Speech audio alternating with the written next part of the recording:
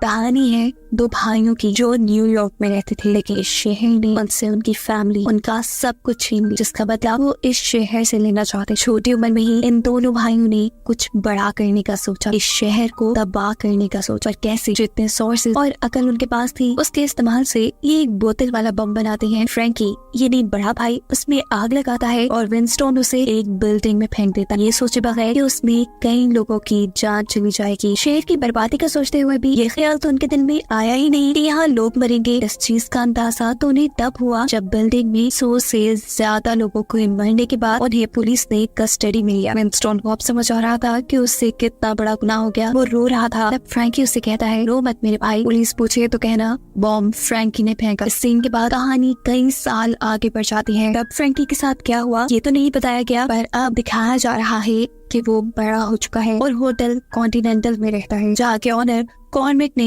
इन दोनों भाइयों को पाल पोस के बड़ा किया। विंस्टन इन्हें छोड़कर लंदन में जाकर रहने लगा। वो बहुत ज़हीन था और अपनी जहानत बेच के लंदन में बहुत पैसे कमा चुका था। इस वक्त भी वो एक लग्जरी होटल में लंदन के बड़े बड़े बिल्डर्स के दरमियान में बैठा अपना बिजनेस आइडिया बेच रहा था, जबकि दूसरी तरफ फ्रैंकी के इरादे आज खतरनाक थे। होटल कॉन्टिनेंटल के अंदर आज न्यू ईयर सेलिब्रेशन हो रही है। होटल कॉन्टिनेंटल के ठीक नीचे एक रेलवे ट्रैक है, जहाँ से सीढ़ी लगाकर छुपकर फ्रैंकी अपने साथी के साथ होटल के 3rd फ्लोर में आता है, जहाँ एक लॉकर रखा गया था और यहाँ से चोरी करने का प्लान फ्रैंकी सालों से बना रहा था। इस फ्लोर के बिल्कुल ऊपर न्यू ईयर पार्टी चल रही थी। यहाँ फ्रैंकी लॉकर को एक रस्सी से बांधकर रस्ते की दूसरी तरफ हुक लगाकर हुक को रेलवे लाइन में फेंक देता है। जैसे ही ट्रेन वहाँ से गुजरती है वो हुक ट्रेन में फंस जाता है और फोर्स से लॉकर टूट जाता है। फ्रैंकी और उसका साथी लॉकर के अंदर चले जाते हैं। यहाँ बहुत पैसा रखा था, लेकिन फ्रैंकी एक भी पैसे को हाथ नहीं लगाता। फ्रैंकी तो यहाँ एक खुफिया बॉक्स चुराने आया था। इससे पहले कि फ्रैंकी वो बॉक्स उठा लेता, उसका साथी पीछे से उसी पे गन तान देता है,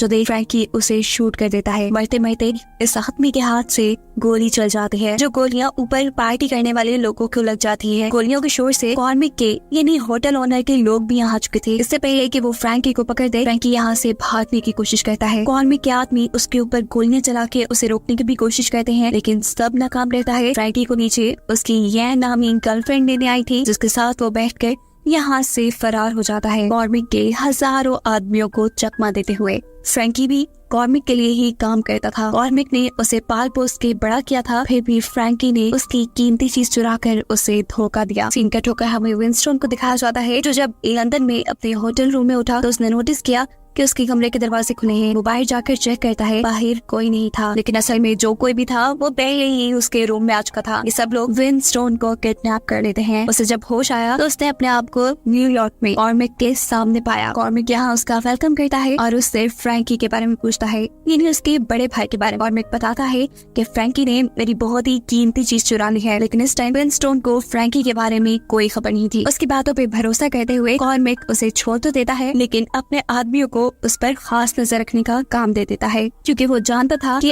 अब विंस्टन फ्रैंकी के पास ही जाएगा। विंस्टन और कॉर्मिक के अलावा भी कोई फ्रैंकी को ही ढूंढ रहा था, और ये थी एक लेडी पुलिस केडी। फ्रैंकी को ढूंढने के लिए वो कुछ वेपन डीलर्स के ऊपर भी नजर रखती थी, क्योंकि फ्रैंकी पहले इनके साथ भी काम कर चुका था। ये वेपन डीलर्स, जिसमें माइल्स और रू बहन भाई हैं और लेमी उनका दोस्त है, वो चाइना टाउन में अकेले ही अमेरिकन थे, इसीलिए चाइना टाउन के चाइनीज आए दिन उन्हें परेशान करके रखते थे। पेरिस के फौरन बाद दोबारा विंस्टन को हम देखते हैं, जो चार्ली के पास गया है। चार्ली एक लोकल गैंगस्टर है, साथ ही फ्रैंकी और विंस्टन का बचपन का दोस्त भी। वो विंस्टन से पूछता है, तुम यहाँ क्या कर रहे हो? तुम तो लंदन ही चले गए थे। जवाब में विंस्टन कहता है, अरे हाँ यार गया तो था, लेकिन फ्रैंकी ने दोबारा गड़बड़ कर दी है। उसने कॉर्मिक की कोई कीमती चीज चुरा ली है और उसके बदले में उसके आदमी मुझे उठाकर यहाँ ले आए और खुद फ्रैंकी गायब हो गया है। चार्ली तो क्या, चार्ली के आदमी भी नहीं जानते थे कि फ्रैंकी कहाँ होगा, पर यहाँ विंस्टन के लिए चार्ली फ्रैंकी की खबर लेने के लिए लोगों को भेजता है और विंस्टन से पूछता है, आखिर तुम उसका पता लेकर करोगे क्या? विंस्टन उसे देख के बोला, फ्रैंकी भाई है मेरा, उसकी जान खतरे में है। कॉर्मिक उसके पीछे पड़ा है, जिसने मुझे लंदन से उठा लिया वो उस तक भी पहुंच जाएगा और मैं उससे पहले अपने भाई को ढूंढकर बचा लूंगा। तुम अपनी कार दो बस मुझे। कार जो उसे जान से भी ज्यादा अजीज थी, लेकिन सामने मांगने वाला भी विंस्टन था। इनकार वो चाह कर भी नहीं कर पाता। हाँ, पर इतना जरूर वार्न किया उसे कि चाहे मर जाना, इस पर खराश ना आने देना। विंस्टन कार लेकर अब चार्ली के आदमियों के बताए चाइना टाउन के एक कराटे क्लब में आता है। इंफॉर्मेशन के मुताबिक फ्रैंकी को बहुत मर्तबा जैन नामी लड़की के साथ यहाँ देखा गया था। देखने में ये कराटे क्लब असल में वेपन डीलर्स का अड्डा था, जहाँ सबसे पहले उसे लू मिलती है। इधर उधर की बात करने के बाद जैसे ही पॉइंट पर आकर विंस्टन उससे फ्रैंकी के बारे में सवाल करता है तो नाम सुनते ही लू ऐसे गुस्से में आई जैसे फ्रैंकी उनकी भी चोरी करके गया हो। अचानक ही यहाँ चलने वाली गोली की आवाज पर विंस्टन को कुछ गड़बड़ी महसूस होती है। वो लू को गन पॉइंट पे लेकर अंदर चलने को कहता है। उसे लग रहा था कि फ्रैंकी अंदर खतरे में है, लेकिन अंदर का माहौल तो उसकी सोच से बिल्कुल अलग था। यहाँ पे वेपन डीलर माइल्स बड़े ही रिलैक्स अंदाज में अपना काम कर रहा था। विंस्टन के उससे फ्रैंकी के बारे में पूछने पर वो जवाब देता है, तुम क्या, हम तो खुद फ्रैंकी को ढूंढ रहे हैं। उसकी वजह से हमारा खूब नुकसान हुआ। हम उसके साथ एक खतरनाक गैंग से उसी के भरोसे डील करने जा रहे थे, पर वो एंड टाइम पर हमें धोखा देते हुए आया ही नहीं। वो खतरनाक गैंग हमसे सारे वेपन्स लूट कर ले गए और हमारा बहुत बड़ा नुकसान हुआ। विंस्टन को परेशान खड़ा देखकर माइल्स उसे कहता है कि तुम जितने भी कोशिश कर लो, तुम क्या, कोई उसे नहीं ढूंढ पाएगा। याद रखना, फ्रैंकी वो बंदा है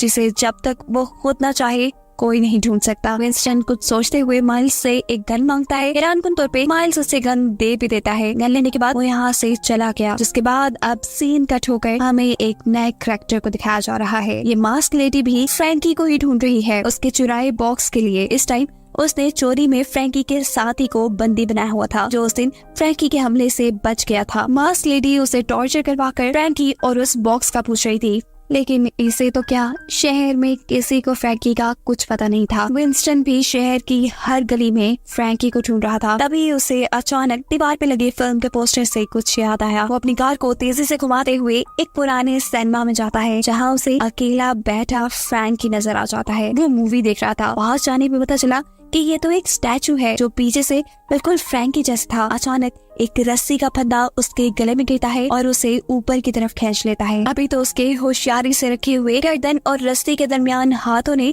उसकी जान बचा ली थी। रस्सी के दूसरे पोल से लड़की ये येन थी और उसी ने ये ट्रैप लगाया था। ऊपर से ये सब कुछ फ्रैंकी भी देख चुका था, जिसको बचाने के लिए येन ने ये ट्रैप्स लगाए थे। इससे पहले कि येन विंस्टन को मार देती, फ्रैंकी उसे रोक कर नीचे आता है और उससे पूछता है, तुम यहाँ क्या कर रहे हो? विंस्टन जवाब में बोलता है, तुम्हारे गुनाहों की सजा, तुमने वो बॉक्स चुरा कर गलती कर दी है। तुम तक पहुंचने के लिए कॉर्मेक ने मुझे लंदन से किडनैप करवा लिया। मैं जानता हूँ वो जल्दी तुम तक भी पहुंच जाएगा। मैं तुम्हारी मदद के लिए यहाँ आया हूँ, क्योंकि मुझे ये भी पता है फ्रैंकी, तुम्हारे पास कोई प्लान नहीं है। वो उसे ऊपर ले जाकर वो बॉक्स दिखाता है जो वो कॉर्मेक का चुरा लाया था। इसके अंदर पैसे नहीं थे, बल्कि एक कॉइन प्रेस थी। विंस्टन उससे पूछता है कि आखिर तुमने कॉर्मेक की चोरी क्यों की? अरे ये कॉर्मेक की नहीं है, कॉर्मेक जिसके लिए काम करता है ये उसका है। ये जवाब देकर फ्रैंकी ये साबित करना चाहता था कि वो अपने बाप जैसे कॉर्मेक को धोखा नहीं दे रहा। इस टाइम पर विंस्टन से कहता है, फ्रैंकी प्लीज छोड़ो इन सभी घटिया लड़ाइयों को, मेरे साथ चलो, मेरे पास बहुत पैसा है, तुम्हारी हर ख्वाहिश मैं पूरी करूंगा। उनकी इन्हीं बातों के दौरान कॉर्मेक के जो आदमी विंस्टन की गाड़ी के ऊपर नजर रखे हुए थे वो भी पहुंच जाते हैं और इससे पहले कि वो इन्हें ढूंढ कर इनके ऊपर हमला करते, ये लोग खामोशी से वो कॉइन प्रेस लेकर यहाँ से निकल जाते हैं। रास्ते में येन विंस्टन पर बहुत ज्यादा गुस्सा थी, क्योंकि उसे लग रहा था कि ये सारी मुसीबत उसकी वजह से आई है। ये लोग अब चार्ली के पास जा रहे थे, क्योंकि ये लोग ये बात जानते थे कि चार्ली के अलावा कोई भी इनकी मदद नहीं करने वाला था। चार्ली के पास पहुँचते ही चार्ली इनसे मिलने से पहले अपनी कार को संभालता है, बाद में इनका वेलकम करता है। दूसरी तरफ जब ये बात कॉर्मेक को पता चलती है कि इस मर्तबा भी उसके आदमियों से फ्रैंकी बचकर भाग गया, तो अब वो गुस्से में अपने सेक्रेटरी को 2 शार्प शूटर बहन भाइयों को हायर करने का ऑर्डर दे देता है। यहाँ पर विंस्टन और फ्रैंकी दोनों बहस कर रहे थे। फ्रैंकी नहीं चाहता था कि उसका भाई दोबारा इस अजीबोगरीब दुनिया में आए, जहाँ पर बस क्राइम्स ही क्राइम्स हैं। पता चलता है कि चार्ली ने इन्हें जहाँ रखा हुआ था, इनकी लोकेशन के बारे में चार्ली का ही एक आदमी कॉर्मेक को खबर कर देता है। कॉर्मेक उसे कहता है किसी भी हाल में उन्हें यहाँ से भागने न देना, लेकिन फ्रैंकी और विंस्टन तो कार में बैठ चुके थे, वो सिर्फ येन का ही इंतजार कर रहे थे। वो उनकी गाड़ी के सामने आकर उन्हें रोकने की कोशिश करता है, लेकिन सही वक्त पर येन यहाँ आकर इस आदमी को मार डालती है। इतने में यहाँ पर कॉर्मेक के लोग भी आ चुके थे और इससे पहले कि फ्रैंकी और विंस्टन उनके हाथ लगते, ये लोग भागते हुए यहाँ से एक बिल्डिंग की तरफ निकल जाते हैं। जल्दी जल्दी ये लोग बिल्डिंग की छत पे चढ़ रहे थे, क्योंकि यहाँ से एक हेलीकॉप्टर इन्हें पिक करने वाला था, जिसका इंतजाम चार्ली ने किया था। बिल्डिंग के अंदर कॉर्मेक के लोग भी इनका पीछा करते हैं और यहाँ इनके दरमियान में एक फाइट दिखाई जाती है। फ्रैंकी अपनी ताकत से किसी को अपने से जीतने नहीं देता और साथ ही यहाँ पर फायरिंग भी होती है, लेकिन जैसे तैसे बचते बचाते ये लोग आखिर हेलीकॉप्टर तक पहुंच ही जाते हैं। लेकिन वो वो नहीं जानते थे कि उनके यहाँ आने की खबर कॉर्मिक को पहले से थी और उसने यही दूसरी बिल्डिंग पे शार्प शूटर्स उनको मारने के लिए बुलाए थे। शार्प शूटर उनके हेलीकॉप्टर के ऊपर हमला करते हैं। एक गोली यैन को छूकर निकल जाती है और दूसरी पायलट को लगती है। जख्मी पायलट इन लोगों की जान बचाने के लिए जैसे तैसे हेलीकॉप्टर उड़ा देता है।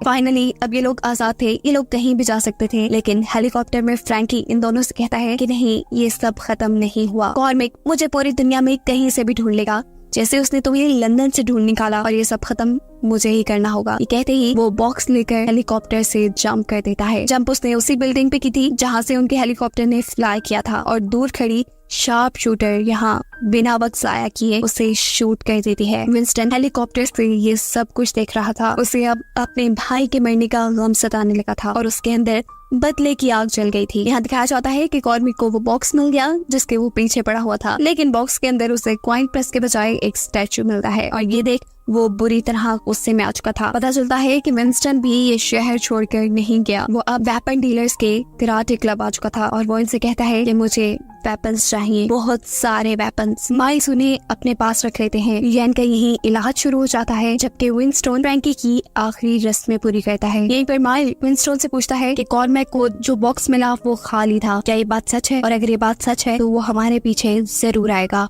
विंस्टन इन सब से मिलकर कॉर्मैक को मारने की बात करता है, लेकिन माइल्स उसे समझाता है कि वो कोई आम आदमी नहीं जिसे हम मार के खामोश हो जाएं। तब विंस्टन जवाब में उसे समझाता है, देखो उन्हें लग रहा है कि वो प्रेस हमारे पास है, ऐसे में वो हमें ही मारने आएंगे। इससे बेहतर यही है कि पहले हम हमला करके उन्हें मार दें, फिर उसके पास जो कुछ भी होगा वो सब हमारा होगा। हम होटल छीन लेंगे और वो सब मिलकर चलाएंगे। वो इन सबसे कहता है कि मैं कॉर्मिक की हर चाल को जानता हूँ, क्योंकि बचपन से ही उसने हमें पाल पोस के बड़ा किया है। यहाँ लेडी पुलिस केडी को भी कोई खबर देता है कि फ्रैंकी मारा गया, जिसे चेक करने के लिए जब वो मुर्दा घर आती है तो वहाँ उसे फ्रैंकी की लाश नहीं मिलती, क्योंकि उसे तो विंस्टन जला चुका था। इसके बाद वो यहाँ के लोगों से विंस्टन का पता ले लेती है, जबकि दूसरी तरफ हमें मास्क लेडी को दिखाया जाता है जो कॉर्मैक से मिलने आई है। वो कॉर्मैक को धमकी दे रही थी कि अगर 3 दिन में तुम वो कॉइन प्रेस ना ढूंढ पाए तो तुम्हारी जगह हाई टेबल पे कोई और होगा। दूसरी तरफ विंस्टन और वो वेपन डीलर्स यानी माइल्स और उसके साथ ही सभी अपनी ट्रेनिंग्स में लग चुके थे, क्योंकि वो जानते थे कि कॉर्मैक की आर्मी बड़ी है, उससे लड़ने के लिए इन्हें ट्रेनिंग तो चाहिए होगी। यहाँ पर विंस्टन इन लोगों को एक ऐसे किलर के बारे में बताता है जो पहले कॉन्टिनेंटल होटल में ही काम करता था,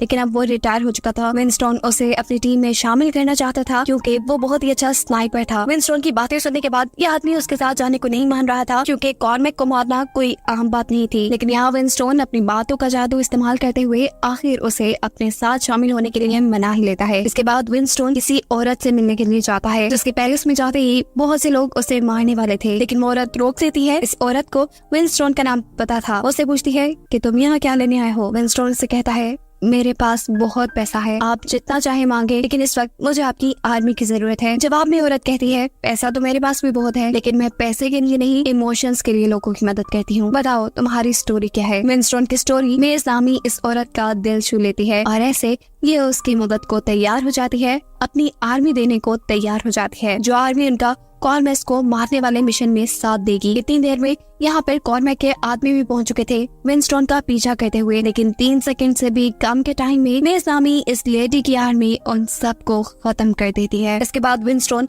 चार्ली के पास जाता है, जो उसका सबसे अच्छा दोस्त था, जिसने पहले भी उसकी मदद की थी, लेकिन यहाँ आकर वो देखता है कि कॉर्मैक के लोगों ने यहाँ का बुरा हाल कर दिया था और यहाँ जो रह गया था वो सिर्फ चार्ली का साथ ही था, जिसे भी वो अपने साथ मिला लेता है। सीन दिखाया जाता है यैन का। वो अब अपने सिनेमा के ऊपर बने उस घर में आ जाती है जहाँ पे वो फ्रैंकी के साथ रहा करती थी, और यहाँ उसका सामना हो जाता है कॉर्मैक के 3 आदमियों से, जिसे वो बेदर्दी से लड़कर मार देती है और उसके बाद फैसला करती है कॉर्मैक से फ्रैंकी की मौत का बदला लेने का। जाहिर सी बात थी, काम आसान नहीं था, इसीलिए वो भी विंस्टन की मदद करने का फैसला करते हुए होटल कॉन्टिनेंटल का मैप लेके उनके पास आती है, जो कि फ्रैंकी ने बनाया था, और जाहिर सी बात थी इन्हें अपने प्लानिंग में उसकी जरूरत पड़ने वाली थी। इस मैप को देखकर स्नाइपर विंस्टन से कहता है कि होटल कॉन्टिनेंटल बहुत कॉम्प्लेक्स है, इस मैप के जरिए हम अपना पूरा काम नहीं कर पाएंगे, हमें होटल के किसी अंदर के बंदे को अपने प्लान में साथ मिलाना होगा। फिलहाल दिखाया जाता है कि ये लोग होटल कॉन्टिनेंटल के सामने वाली बिल्डिंग्स में जाते हैं, एक ऐसा पॉइंट ढूंढने के लिए जहाँ से ये होटल कॉन्टिनेंटल के सभी कमरों को टारगेट पे रख सके। यहाँ पर विंस्टन और स्नाइपर बातें कर रही है कि हमें किसी भी हाल में हमला करने के बाद कॉर्मैक को इतने से ही टाइम में मारना है कि उसे अपने कमरे में लगे रेड बटन को दबाने का मौका न मिले। अगर उसने वो बटन दबा दिया तो पूरे होटल में जितने भी किलर्स उसने अपनी सिक्योरिटी के लिए रखे हुए हैं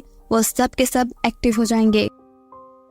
ये एक तरह का उनके लिए अलार्म है और फिर सभी तुम लोग को मारने के लिए दौड़ेंगे और तुम सब मर जाओगे। विंस्टन उससे कहता है परेशान ना हो, कॉर्मैक अब मर के ही रहेगा। यहाँ अगले दिन विंस्टन को लोकेस से आगे खबर मिलती है कि कॉर्मैक का पर्सनल सेक्रेटरी उसे छोड़कर वापस अपने गांव जा रहा है। वो क्योंकि होटल के अंदर का बंदा था और इन्हें अपने प्लान को पूरा करने के लिए ऐसे ही किसी बंदे की जरूरत थी, तो वो कॉर्मैक के सेक्रेटरी के गांव जाने वाली पूरी बस को ही खाली करवा लेते हैं। कॉर्मैक के सेक्रेटरी विंस्टन की इस हरकत से डर जाता है, जिसकी हालत देखकर विंस्टन कहता है डरो नहीं, सिर्फ बात करने आया हूँ। विंस्टन उसे समझाता है कि देखो तुमने कॉर्मैक के साथ मिलकर बहुत गुनाह कर लिया है। इस गुनाहों वाली दुनिया में तुम्हारा कोई काम नहीं। तुम्हारे पास अब दो ही रास्ते हैं, या तो तुम ये सब कुछ छोड़ के अपने गाँव चले जाओ या फिर हमारे साथ मिल जाओ। मैं जानता हूँ तुम्हारे लिए काम मुश्किल हो सकता है, लेकिन मैं वादा करता हूँ कि मैं तुम्हें बचा लूंगा। सारी बातें सुनने के बाद वो बस से उतर जाता है और वापस होटल कॉन्टिनेंटल पैदल ही जाता है। रास्ते में विंस्टन की सारी बातें उसके दिमाग में चल रही थी। कॉर्मैक के पास आने पे वो देखता है कि कॉर्मैक ने उस म्यूजिशियन को मार दिया है जिसने इस सेक्रेटरी के ही कहने पर ये जॉब छोड़ने का फैसला किया था। कॉर्मैक का सेक्रेटरी जब इस लड़की के बारे में पूछता है तो कॉर्मैक बताता है जाने की बात कर रहा था, बेवफा था, मार दिया। तुम तो जानते हो मैं छोड़कर जाने वाले लोगों से तंग आ चुका हूँ। छोड़कर तो वो खुद भी जाने वाला था और इन बातों से वो डर जाता है। उसे कॉर्मैक के साथ वफादार रहना ही ठीक रहता है और वो कॉर्मैक को बता देता है कि विंस्टन कॉर्मैक को मारने के लिए एक पूरी आर्मी बना रहा है। उसने मुझे भी ज्वाइन करने को बोला। कॉर्मैक उसकी बात काट के कहता है फिर तुमने क्या जवाब दिया? ये सेक्रेटरी बताता है कि मैंने उनका साथ देने से इनकार कर दिया, मैंने आपको चुना। और ये बात सुनते ही कॉर्मैक उसका माथा चूम लेता है। अगले सीन में हम देखते हैं कि विंस्टन के सभी साथी एक जगह पे हैं और वो लड़ने की नाकाम कोशिश कर रहे हैं। इन्हीं अजीबोगरीब से ट्रेनिंग कर रही हैं। ऐसी ट्रेनिंग से वो कॉर्मैक से तो नहीं जीत सकते। ये सारी कंडीशन देखते हुए विंस्टन इन सब से कहता है कि जो अभी पीछे हटना चाहता है वो हट जाए, लेकिन मेरा मिशन कॉर्मैक को मारने का ही है और फिर उसका होटल छीन लूंगा। लेकिन यहाँ पर सभी विंस्टन का साथ देने का फैसला करते हैं। हम देखते हैं कि उनके इस अड्डे तक लेडी पुलिस केडी भी पहुंच चुकी है। विंस्टन का पूछते पूछते वो जब लू से विंस्टन के बारे में पूछती है तो लू साफ झूठ बोल देती है। विंस्टन ऐसा तो नाम मैंने कभी नहीं सुना। केडी कहती है झूठ नहीं बोलो, मैं जानती हूँ तुम्हें क्या पता है और क्या नहीं। मेरा कार्ड रखो, अगर इरादा बने कुछ बताने का तो बता देना। दूसरी तरफ वो बूढ़ा स्नाइपर जो विंस्टन का साथ दे रहा था वो मैकेनिक बन के एक औरत के घर जाता है जो होटल कॉन्टिनेंटल के बिल्कुल सामने था। इस घर की विंडो से होटल कॉन्टिनेंटल के सभी कमरे टारगेट में आ रहे थे। उसे यकीन हो जाता है कि वो अपना काम यही पूरा कर पाएगा। अपना मिशन पूरा करने के लिए ये उनके लिए बेस्ट जगह थी। सीन कट होकर दिखाया जाता है कि कॉर्मैक का सेक्रेटरी शार्प शूटर बहन भाइयों को लेकर उसी बस के पास आया है जिस बस को हाईजैक करके विंस्टन ने उससे बात की थी। वो इस बस वाले से पूछते हैं बताओ तुमने विंस्टन को कहाँ उतारा? ये ड्राइवर कहता रह जाता है कि मैंने उन्हें रोड साइड पे उतार दिया, मुझे नहीं पता उनके ठिकाने का। और ये जवाब सुनते ही शार्प शूटर उसे बेदर्दी से मार देते हैं। असल में ये लोग विंस्टन को ढूंढकर मारना चाह रही हैं, वो भी कॉर्मैक के कहने पे। विंस्टन काफी परेशानी में था क्योंकि उसका प्लान पूरा करने के दिन करीब आते जा रहे थे। दूसरी तरफ कॉर्मैक कौन से सुकून से बैठा था। उस कॉइन प्रेस के ना मिलने की वजह से अपर टेबल उसे इस होटल से फारिग कर देना चाहती थी, लेकिन ये उसे बिल्कुल बर्दाश्त नहीं था। इस टाइम विंस्टन जिसने होटल कॉन्टिनेंटल में ही एक रूम ले लिया था, शार्प शूटर यहाँ आकर रिसेप्शनिस्ट को गन पॉइंट पे रखकर उसका रूम नंबर पूछते हैं। दिखाया जाता है कि विंस्टन तो होटल से बाहर जा रहा था, जबकि केटी भी उसका पता करते करते यहाँ आ चुकी थी। केटी उसे पहली मर्तबा देख रही थी इसलिए उसने पहचाना तो नहीं, लेकिन चाल से उसे ये विंस्टन ही लगा। उसका नाम लेने पे वो रुक भी गया। उसकी इस हरकत से केटी को कंफर्म हो गया था कि वो विंस्टन है, इसलिए वो उसे गन पॉइंट पे ले लेती है। विंस्टन जो सारी सिचुएशन समझने की कोशिश में था, पीछे से कॉर्मैक के भेजे हुए शार्प शूटर भी यहाँ पर फायरिंग करने लग जाते हैं। केटी पीछे मुड़कर पहले उस शार्प शूटर को ही मार देती है और उस शार्प शूटर की एक गोली केडी के बीच चेहरे को छूकर गुजर जाती है, जबकि उस शार्प शूटर की बहन विंस्टन को पकड़कर कॉर्मैक के पास ले जाती है। यहाँ पर लेडी पुलिस केडी का साथ ही आता है, यानी एक और पुलिस वाला, और उसे होश दिलाता है। वो यहाँ मरे हुए शार्प शूटर की तलाशी लेती है तो उसे उसकी जेब से एक गोल्ड कॉइन मिलता है। पुलिस वाला केडी से कहता है इसे छोड़ दो, ये होटल कॉन्टिनेंटल में मौजूद किलर्स की आईडी है। और अब केडी इस कॉइन को अपने पास रख लेती है। दूसरी तरफ दिखाया जाता है कि लू अपने साथियों के पास आकर सबको बताती है कि विंस्टन को कॉर्मैक के लोग पकड़ के उसके पास ले गए हैं, यानी अब वो टाइम आ चुका है जिसके लिए हम तैयारी कर रहे थे, यानी जंग का वक्त। यहाँ केडी दोबारा होटल कॉन्टिनेंटल जाती है और किलर की आईडी दिखाते हुए अपने लिए यहाँ एक रूम ले लेती है। विंस्टन अब कॉर्मैक के सामने था। कॉर्मैक उसके बाल पकड़ के उससे पूछ रहा था बताओ वो प्रेस कहाँ पे है? विंस्टन कहता है मैं नहीं जानता, वो प्रेस फ्रैंकी ने ही कहीं छुपाई है और वही है जो मरने के बाद भी आपको तंग कर रहा है। उसकी बातें सुनकर कॉर्मैक को गुस्सा आ चुका था। वो अपने आदमियों को विंस्टन को यहाँ बिल्डिंग से नीचे गिराने के ऑर्डर दे देते हैं। ठीक इसी वक्त हम सामने वाली बिल्डिंग में विंस्टन के स्नाइपर साथी को देखते हैं जो विंस्टन को बिल्डिंग से गिराने वाले आदमियों को धड़ाधड़ शूट करके मार देता है। इससे पहले कि वो कॉर्मैक को शूट करता, कॉर्मिक नीचे लेटते हुए पीछे की तरफ मुड़ता है और जल्दी से अपने टेबल की तरफ जाकर रेड बटन दबाने की कोशिश करता है, जिसका मतलब था कि वो खतरे में है और सभी किलर्स अलर्ट हो जाएं। लेकिन रेड बटन को दबाने पर यहाँ कुछ नहीं होता। उसकी गन भी टेबल के नीचे नहीं थी, जो कि अब उसके सेक्रेटरी के हाथ में थी। ये देखकर कॉर्मिक गुस्सा हो जाता है और उसे कहता है कि तुमने मुझे धोखा दिया। उसका सेक्रेटरी से आर्मर रूम की चाबी मांगता है और कॉर्मिक कहता है हिम्मत है तो लेके दिखाओ। विंस्टन अब उससे कह रहा था कि शूट करो इसे, लेकिन उसका सेक्रेटरी उसे शूट नहीं कर पाता क्योंकि वो इतने साल उसका वफादार रहा था। और इस चीज का फायदा उठाते हुए कॉर्मिक यहाँ से बाहर जाकर यहाँ का दरवाजा बंद कर देता है, यानी इन दोनों को इसी कमरे में बंद कर देता है। वो अब गुस्से से पागल हो रहा था और चलते हुए बड़बड़ा रहा था, देखना मैं तुम्हारा क्या हासिल करूंगा, तुम्हें इतनी बुरी मौत दूंगा कि तुम अपने पैदा होने पे पछताओगे। इसी दौरान हम देखते हैं कि माइल्स और उसके सभी साथी होटल में अलग-अलग जगहों से एंट्री करते हैं, जबकि यैन होटल की रिसेप्शनिस्ट को गन पॉइंट पे ले लेती है और सबसे पहले शार्प शूटर्स के बारे में पूछती है जो फ्रैंकी के कातिल थे, जिन्होंने फ्रैंकी को शूट किया था। लैमी यानी माइल्स का साथी भी छत से होटल के अंदर आता है और आते ही यहाँ 2 किलर्स को मार देता है। लू जो कि इस टाइम अपने ही कराटे क्लब में थी, यानी अपने वेपन्स वाले एरिया पे, तब एक छोटा सा चाइनीज बच्चा उसके पास आता है और उसे कहता है कि तुम यहाँ से भाग जाओ क्योंकि हमारे मास्टर यहाँ तुम्हें मारने आ रहे हैं। वजह ये थी कि उसने कभी चाइनीज टाउन के चाइनीज की बात नहीं मानी थी और कुछ दिन पहले भी चाइनीज से किसी छोटी सी लड़ाई की वजह से उसने चाइनीज का दिया हुआ सिगरेट काउंटर अपनी शॉप से बाहर फेंक दिया था। वो यहाँ से निकल नहीं रही होती है कि उसके सामने चाइनीज ग्रुप आ जाता है। इनमें से एक आदमी लू से कहता है कि मेरे पास तुम्हारे डैड की एक निशानी है, इसे रखो और चुपचाप इस जगह को खाली करके यहाँ से चली जाओ, अगर बाद में यहाँ दिखी तो तुम मारी जाओगी। उसके ये कहते ही उसके सारे आदमी लू के कराटे क्लब में जाकर हर चीज तोड़ने फोड़ने लगते हैं। सीन कट होकर विंस्टन को दिखाया जाता है जो कि अभी तक कॉर्मिक के रूम में बंद है। वो क्योंकि जख्मी था इसलिए सेक्रेटरी उसे एक पेन किलर इंजेक्शन लगाता है। अचानक बिल्डिंग में रेड अलार्म्स बजने लगते हैं, जिसका मतलब था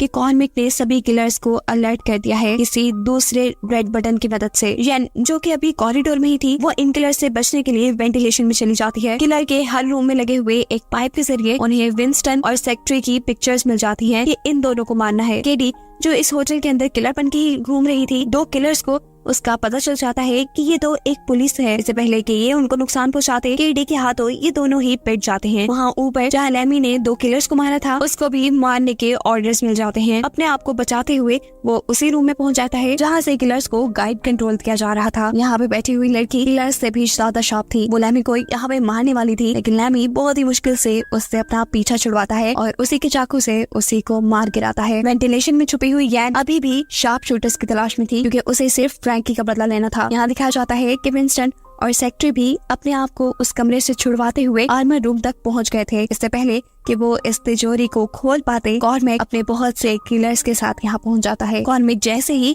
यहाँ पे शूट करने को ऑर्डर देता है तो विंस्टन भी किसी को इशारा करता है और दिखाया जाता है कि किलर्स एक दूसरे पे ही गन तान देते हैं। विंस्टन अब कॉर्मिक को तिजोरी खोलने का इशारा करता है, लेकिन कॉर्मिक यहाँ चालाकी करता है, तिजोरी में चाबी डालकर चाबी ही तोड़ देता है ताकि ये खुले ही ना। और एकदम से यहाँ की लाइट्स ऑफ हो जाती हैं। धड़ाधड़ गोलियां चलने की आवाज आती है और जैसे ही लाइट ऑन होती है तो दिखाया जाता है कि सभी किलर्स ने एक दूसरे को मार दिया। यहाँ लू जो कि उस चाइनीज बच्चे के साथ बैठी हुई थी, अपनी डैड की निशानी मिलने के बाद उसके लिए अपना यह अड्डा कुछ भी नहीं था। वो अपने और अपने भाई की पूरी दुनिया यानी ये जगह अपने हाथों से एक रिमोट कंट्रोल बॉम्ब के जरिए तबाह कर देती है। सीन्स दोबारा कॉर्मिक और विंस्टन पे शिफ्ट होते हैं, जहाँ कॉर्मिक उस तिजोरी वाले रूम से जल्दी से निकलकर एलिवेटर से 13th फ्लोर के लिए चला जाता है। विंस्टन और सेक्रेटरी भी उसका पीछा करते हुए यहाँ आते हैं और लिफ्टमैन को मार के पूछते हैं बताओ कि कॉर्मिक किस फ्लोर पे गया है। वो उसे बता देता है 13th फ्लोर। उनकी इन्हीं बातों के दौरान यहाँ पे केडी आ जाती है और विंस्टन को गन पॉइंट पे ले लेती है। वो सेक्रेटरी को यहाँ से भागने को कहती है और विंस्टन को अपना पीछा करने की वजह बताती है। वो बताती है कि सालों पहले जिस रात जिस बिल्डिंग में तुमने बॉम्ब फेंका, उस रात मेरी पूरी फैमिली उस हादसे में जलकर मर गई। मैं उनका बदला तुमसे लेना चाहती हूँ। ये कहते ही वो एक पेट्रोल की बोतल निकालकर उसके ऊपर छिड़क देती है और कहती है तुम्हें क्यों ना एहसास हो उस दर्द का जो उस रात मेरी फैमिली ने सहा। विंस्टन उससे माफी मांगता है और कहता है मुझे नहीं मालूम था कि उस दिन उस बिल्डिंग में लोग थे, लेकिन केडी उसकी बातों में नहीं आने वाली थी। वो उसकी सॉरी बिल्कुल एक्सेप्ट नहीं करने वाली थी। इससे पहले कि वो यहाँ पे विंस्टन को मार देती, दूसरी बिल्डिंग में खड़ा विंस्टन का साथी यानी स्नाइपर वहाँ से एक गोली चलाता है जो कि केडी को लग जाती है। विंस्टन केडी को मरवाना नहीं चाहता था, इसीलिए वो इशारा करके स्नाइपर को गोलियां ना चलाने को कहता है। जिसके बाद वो केडी के पास आता है, उसे बिठा के वो उसे कहता है कि तुम परेशान नहीं हो, मैं तुम्हें बचाने के लिए वापस जरूर आऊंगा। यहाँ कॉर्मेक अपने कंट्रोल रूम में पहुंच चुका था, जहाँ जाकर वो माइक में ऐलान करता है कि जो भी किलर विंस्टन का सर काट के मेरे पास लाएगा उसे मैं $2 मिलियन दूंगा। यह अनाउंसमेंट विंस्टन भी सुन चुका था। विंस्टन परेशान हो जाता है। इसके बाद सेक्रेटरी उसे कहता है तुम परेशान ना हो, मैं तुम्हारी मदद करूंगा, क्योंकि इसके पीछे रीजन तुम या मेरा कोई कॉर्मेक से बदला नहीं बल्कि तुम्हारा भाई है। फ्रैंकी मेरे बड़े भाइयों की तरह था, वो मुझे बड़े भाइयों की तरह ट्रीट करता था और अक्सर समझाता था कि तुम निकल जाओ इस दुनिया से। उसने तो मुझे बहुत से हथियार भी दिए थे अपने बचाव के लिए। वो यहाँ एक पोस्टर फाड़ता है जिसके पीछे कबर्ड में से बहुत से वेपन्स निकलते हैं। वो इन हथियारों में से कुछ हथियार विंस्टन को भी दे देता है, जबकि बाहर दिखाया जाता है कि $2 मिलियन के लालच में किलर्स आपस में ही लड़ने लगे। यहाँ यान को भी वो लोग दिख जाते हैं जिसका वो बेसब्री से इंतजार कर रही थी। वक्त रहते ही वो वेंटिलेशन से नीचे उतरती है और इन दोनों को गन पॉइंट पे ले लेती है। इससे पहले कि वो इन्हें मारती, पीछे से माइल्स आ जाता है। उसका ध्यान भटकते ही ये शार्प शूटर उसे चकमा देते हुए उसके ही हाथ से उसकी गन ले लेते हैं। वो यान के ऊपर हमला कर चुके थे। ऊपर दिखाया जाता है कि लैमी को भी कंट्रोल रूम में होश आ गया था। ये कंट्रोल रूम वो था जहाँ से किलर्स को मारने वाले लोगों की पिक्चर्स भेजी जाती थी और वो इन्हीं पाइप्स के जरिए सभी किलर्स के पास एक एक बॉम्ब भेज देता है। वो शार्प शूटर जिसे यहान मारना चाहती थी, वो बड़ी चालाकी से इसी डक के जरिए उसके पास भेजा हुआ बॉम्ब वापस उस कंट्रोल रूम में भेज देते हैं, जिसके तबाह होने पे यहाँ लैमी की ही मौत हो जाती है। नीचे अब इसी शार्प शूटर से माइल्स लड़ने लग जाता है। ये शार्प शूटर बहुत ही तेज था और माइल्स को लड़ाई में हराने ही वाला था कि यहाँ पे उसकी मदद के लिए लू पहुंच जाती है, लेकिन वो तो लू को भी अपने कंट्रोल में कर लेता है। इससे पहले कि वो उन दोनों को मार देता, वो चाइनीज लड़का जिसे लू अपने साथ लेके आई थी, वो ऊपर से उसे उसके फादर की गन देती है, जिसका इस्तेमाल करते हुए लू उस शार्प शूटर को मार देती है। अब विंस्टन उस रूम में जाता है जहाँ पे लैमी की मौत हुई थी। वो देखता है कि लैमी ने काफी सारे डक्स में बम नहीं फेंके, ये काम वो खुद करने लग जाता है। इन बॉम्ब्स की वजह से काफी सारे किलर्स मारे जाते हैं और ये देखकर कॉर्मेक को परेशानी हो जाती है, क्योंकि उसे लग रहा था कि अब उसका भी बचना मुश्किल है। इसी दौरान यान दूसरी शार्प शूटर से छत पे लड़ रही थी। उसके भाई को तो लू मार चुकी थी, लेकिन ये भी अपने भाई से कुछ कम नहीं थी। लेकिन यान जो कि फ्रैंकी की मौत के बदले की आंख में चल रही थी, वो यहाँ अपने जुनून और अपने पागलपन में उसे मार देती है। कॉर्मेक जो अपनी मौत के लिए परेशान था, तब उसे मास्क लेडी की कॉल आती है जो उससे पूछ रही थी क्या तुम्हें कॉइन प्रेस मिल गई? अगर नहीं मिली तो बस फिर होटल छोड़ने के लिए तैयार हो जाओ। कॉर्मेक गुस्से में जवाब देते हुए कहता है ये होटल मुझसे कोई नहीं छीन सकता। वो कंट्रोल रूम की तरफ वापस आता है और अपना हाथ एक स्कैनर पे स्कैन करते हुए इस होटल का अल्ट्रा सिक्योरिटी मोड ऑन कर देता है, जिससे होटल के सभी खिड़की और दरवाजों के आगे लोहे के शेड आने लगे थे। इसका मतलब जो अब होटल के अंदर था वो होटल के अंदर ही रहेगा और जो बाहर है वो कभी अंदर नहीं आ पाएगा। साथ यहाँ पे एक बॉम्ब भी एक्टिवेट हो जाता है जो 10 मिनट के अंदर अंदर फट जाएगा, जिससे ये होटल तबाह हो जाएगा। विंस्टन और कॉर्मेक का सेक्रेटरी भी उसे ढूंढते ढूंढते इसी कंट्रोल रूम तक आ चुके थे और यहाँ बॉम्ब को एक्टिवेट हुए देखकर वो ये बात जान जाते हैं कि ये बिल्डिंग कुछ ही देर में तबाह होने वाली है और बिल्डिंग के साथ साथ ये सभी लोग मारे जाएंगे। ये लोग इधर उधर कॉर्मेक को देखते हैं जो रूम में नहीं था। सीसीटीवी देखने पर पता चलता है कि वो होटल के नीचे चलने वाली रेलवे लाइन तक पहुंच चुका है, जहां उसने अपनी पर्सनल ट्रेन मंगवा ली थी और वो जल्द ही यहाँ से भागने वाला था। बिना वक्त जाया किए विंस्टन भी उसके पीछे जाता है। वो उसे हर हाल में मारना चाहता था। ये दोनों अब आपस में ही लड़ रहे थे।